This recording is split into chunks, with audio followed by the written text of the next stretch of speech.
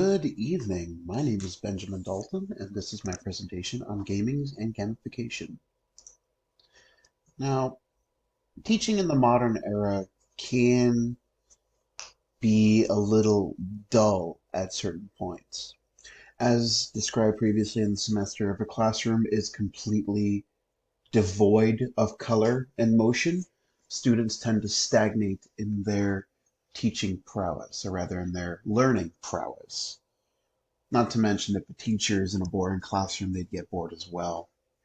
Sitting in a desk for an hour and a half block, staring at a wall, can become incredibly tedious and boring.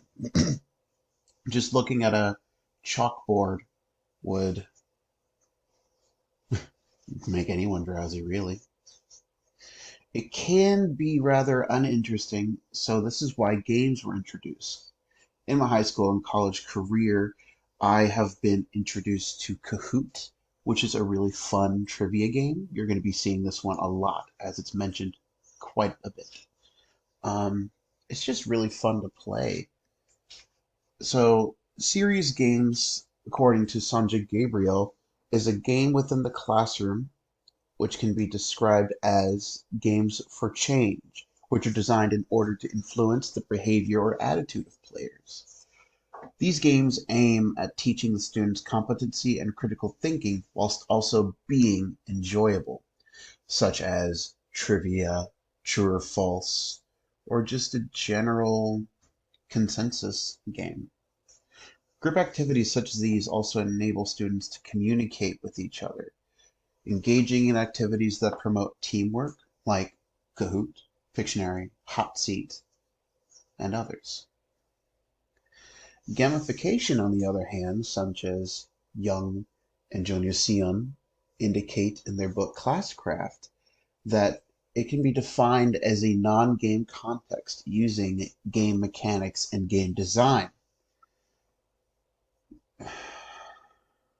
I suppose an easier way to break that down is to see games where none are present, or just making your own and including your study within.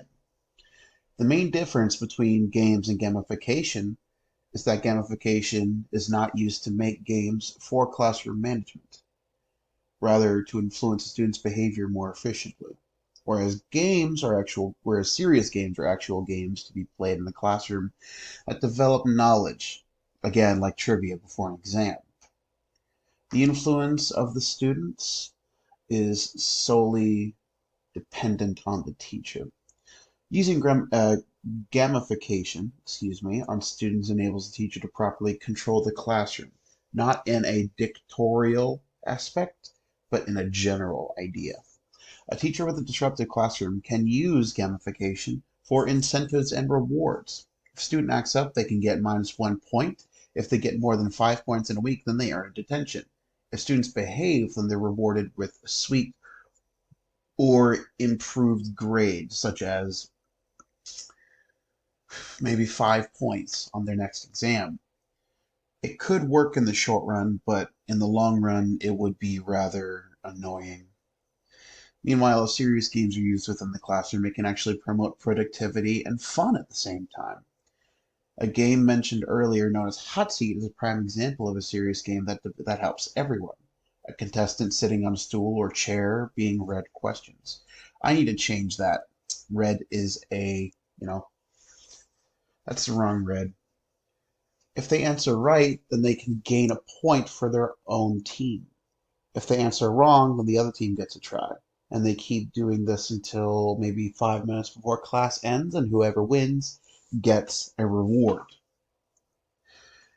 Examples of such an easy game would be crossword puzzle, reading the description of the word and filling in the blank with the best answer, such as in World War II, Germany used these for their air travel, and one could put zeppelins. Brain teaser trivia is also really good, as the students would have to guess the answer, such as that one game you have on your phone, you put it over your forehead, and everyone has to describe what that is, and then you flip the phone down and you get it right. The collection of authors from the reading suggests a plugin called Moodle, a program website with various games that could be logged into at any time by the teacher and student when the games are available. Personally, again, I would rather go with Kahoot because it seems a lot easier and less tedious. Creating a game where one does not exist is hard enough challenge. That's why gaming developers are so important in today's society. They understand the fundamentals of a game, whether a computer or physical type. These authors of Shabab and the rest highlight the needs for a game, which are included but not limited to title pages, story and gameplay, game flow, controls and characters, main gameplay concepts and platform-specific features, game world interfaces, mechanics and power-ups, enemies and bosses, cutscenes, bonus materials, and comps. Now, these are very clearly a computer game, but for a teacher who doesn't know how to do that, that's most likely not going to be the case. An implementation of gamification in my history could possibly be following a path that the colonists had to take, the classroom being the voyage to the New World. Each desk could be a space, and if you roll a dice, you follow that. You go forward so many spaces. Green could be a fact, blue could be true or false, and red is the chance space. Whereas you have to pull a card, and if you get a positive card, then you can go forward or um, gain advancement, or it could be the fate of the colonist, such as you wash up on the wrong island and make haste to the New World after encountering hostile natives, go back 3 spaces, etc. So you make a backtrack. Pros and cons for these would be quite clear. The methods of learning, as highlighted earlier, are great ways for students to understand the material, as in learning quickly through the games, communication with classmates if you're doing a group thing, bonding with fellow students towards a common goal, also known as camaraderie. Not camaraderie as in soldiers, but camaraderie as in being equals. However, there are some drawbacks, such as students relying too much on the games to learn. They could also expect games to happen every day in lieu of class time, which, you know, that can be quite annoying. Students can also lose interest in normal teaching in favor of the games, trying to sway the class in order to play the game rather than study. And some students who are rather socially inept might prefer to not play at all, instead just stay in the back and watch or leave the classroom altogether. As previously stated, I'm rather fond of a game called Kahoot.